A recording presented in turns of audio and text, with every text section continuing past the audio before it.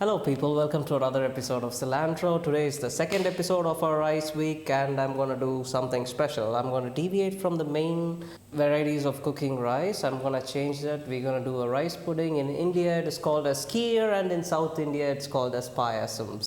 The most beautiful thing about this recipe is that it is made out of simple ingredients. The simple ingredients include some rice. I picked the most tiniest grain that I could find and I soaked it for about 45 minutes. And we have 2 diced bananas and some cashews, pistas, and dried grapes and some almonds, clarified butter and unrefined sugar, and the chief ingredient, the golden ingredient, we have saffron.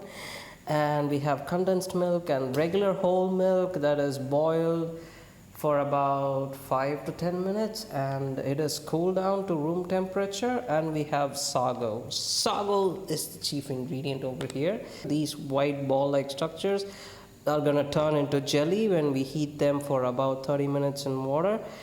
And it is found across Asia, and it is extracted from the core part of a plant from its starch. That's what I read. I haven't seen the manufacturing process yet. This is the first step of the process. We're going to add sago to our boiling water. Make sure you are safe when you're going to handle. We are going to stir this for about 10 to 15 minutes, and this is going to cook up to 80%, and then it's going to soak in milk. It's not going to turn sluggish. And also make sure that you constantly stir this, because the heat has to be uniformly distributed for every one of these bubbles to cook. Now it's time to add our rice.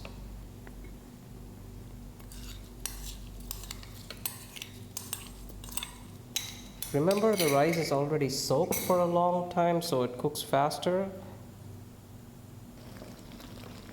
Now it's time to add our milk. This is whole milk, about 500 milliliters. Now it's time to add one of our chief ingredients, one of the most important spice that gives out the beautiful smell when you serve it. It's cardamom. And now we move to the second step of the process, where we're going to add all the spices and the dried grapes and everything sweet to make it more delicious. That it's going to have, the pudding is going to have a lot of crunchy bits.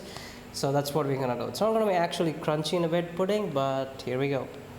I didn't let it cool down. I kept it on simmer on another electric stove, so the consistency remains. And now we are going to add our beautiful things.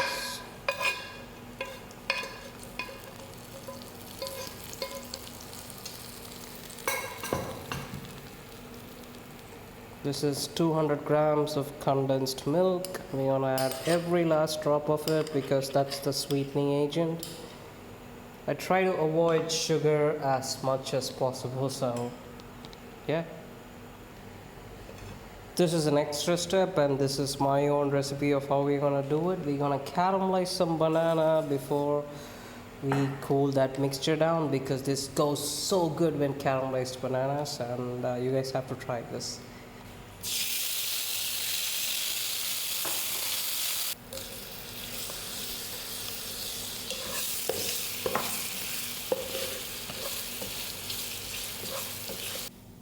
This is the last step of the process. Everything is turned off. Now we are getting it to room temperature, and we're gonna add the golden ingredient of all, which is the saffron.